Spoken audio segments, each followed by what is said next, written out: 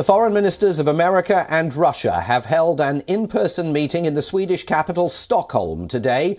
The meeting comes after a series of tense exchanges between the two sides over Ukraine. US Secretary of State Antony Blinken walked onto the podium as he waited for Sergey Lavrov, the Russian foreign minister, to join him for a joint press conference. After days of heated exchanges, the top diplomats from the two historic adversaries spoke about their respective concerns regarding Ukraine. We have deep concerns about Russia's plans for renewed aggression against Ukraine. That would move us in exactly the opposite direction, and it's simply not in anyone's interest. That's not just our concern, it's a concern that is shared by many in Europe, and I think Sergey has heard that expressed over the last 24 hours here in Stockholm. We have a strong, ironclad commitment to the sovereignty and territorial integrity of Ukraine. And I would like to highlight that we are interested in making steps to regulate to settle the Ukrainian crisis. And the American colleagues who have said on numerous occasions that they are ready to help by establishing a dialogue channel that existed before. And we are ready for that.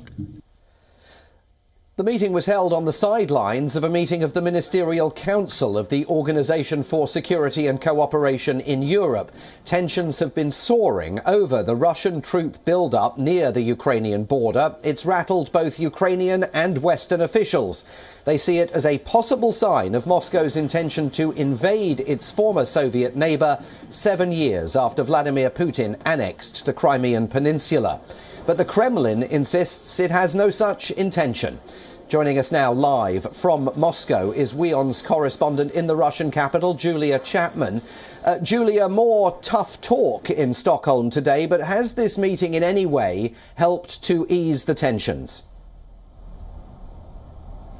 Dialogue is certainly always seen to be a positive when it comes to the Russian-US relationship. Indeed, Secretary Blinken said that diplomacy was the only way to solve a crisis, and he was eagerly listening to what Sergey Lavrov had to say about Russia's concerns regarding Ukraine, regarding NATO expansion and European security more broadly. And there was a fairly friendly rapport between the two foreign ministers, despite the threat that was issued by Secretary Blinken towards Russia if it were to pursue any further confrontation, saying that there would be serious consequences. These are the words we've been hearing from the US, from NATO in previous days at the NATO foreign ministers meeting that was being held in Riga, where Secretary Blinken accused Russia of preparing to invade Ukraine, although he did say he wasn't sure whether Vladimir Putin, the Russian president, had taken such a decision. But certainly having the two foreign ministers at the table, although it was a very brief discussion that they held on the sidelines of this meeting, is a step in the right direction in terms of easing tensions. And it's certainly being viewed well here in Moscow, which is trying to orchestrate a meeting between Presidents Vladimir Putin and Joe Biden before the end of the year, although the White House has confirmed no such plan so far.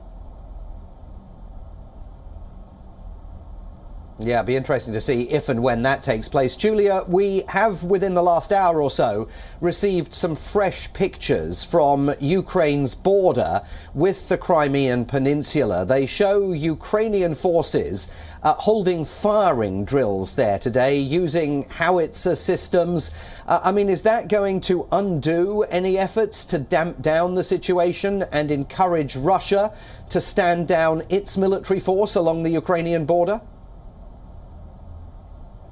There's no doubt that tensions remain very, very high between Russia and Ukraine, with around 100,000 Russian troops built up along the Ukrainian border, according to Kiev. Although Russia rejects that number, it says there are some 10,000 troops currently staging drills in the wider region. But yes, that does include near the Ukrainian border on the Crimean Peninsula, which of course was annexed from Ukraine in 2014. But Russia has also been pointing to what it calls aggressive rhetoric by Kiev.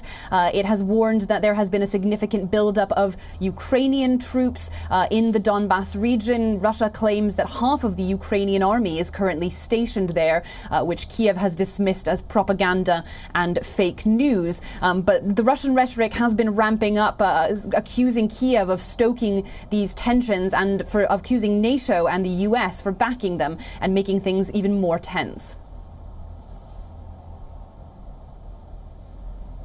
More global anxieties ahead. Julia Chapman, WION's correspondent, live for us today in Moscow. Thanks very much indeed for being on the programme.